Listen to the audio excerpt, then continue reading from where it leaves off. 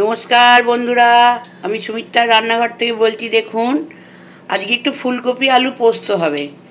তো আমি সব রকমের জিনিসটা সেদ্ধ করে জলটা ফেলে দিই, তার কারণ আছে, আমার তো অপারেশান আছে ওই জন্য। দেখুন, আমি ফুলকপি আলুটার জন্য কড়াতে জল বসিয়ে দিয়েছি। এবার এতে আমি আলু আর ফুলকপিটা দিয়ে দিচ্ছি, দিয়ে আমি একটু সেদ্ধ করতে দেবো। জাস্ট সেদ্ধ করে জলটা একটু ফেলে দেবো। তরকারিটা করবো যখন, তখন পুরোটাই আপনাকে দেখাবো। আর এর মধ্যে সামান্য এক ফোঁটা হলুদ আর নুন দিয়ে দেবো আমি, দিয়ে এটা সেদ্ধ করতে দেবো।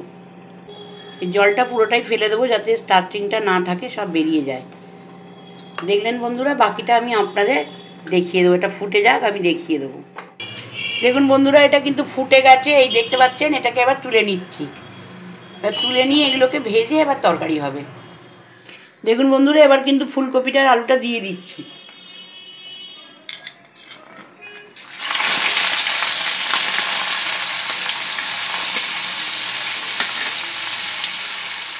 দেখুন বন্ধুরা, ভাজা ভাজা হয়ে গেছে। এবার কিন্তু পোস্তটা দিয়ে দিচ্ছি। এবার পোস্তটা দিয়ে দিলাম আমি এতে। এতে আর জল টল পড়বে না। এবার এই পোস্তটা দিয়ে পুরো নাড়া নাড়া হবে, ভাজা ভাজা তরকারিটা করবো। আর তার মধ্যে দেখুন, পোস্ত পিষেছি আমি। এর মধ্যে হলুদ দিয়েছি, নুন দিয়েছি, কাঁচা লঙ্কা আর পোস্তটা এটা পিষে রেখেছি, এটা আমি ওর মধ্যে ঢেলে দেবো।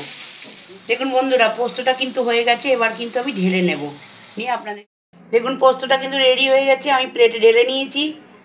এই রেসিপিটা যদি আপনাদের ভালো লেগে থাকে, আপনারা আমার সাবস্ক্রাইব করবেন, সাইডে থাকা বেলটা দাবিয়ে দেবেন, লাইক করবেন, শেয়ার করবেন, কমেন্টে অতি অবশ্যই লিখবেন। আমি সুমিত্রার রান্নাঘর থেকেই বললাম।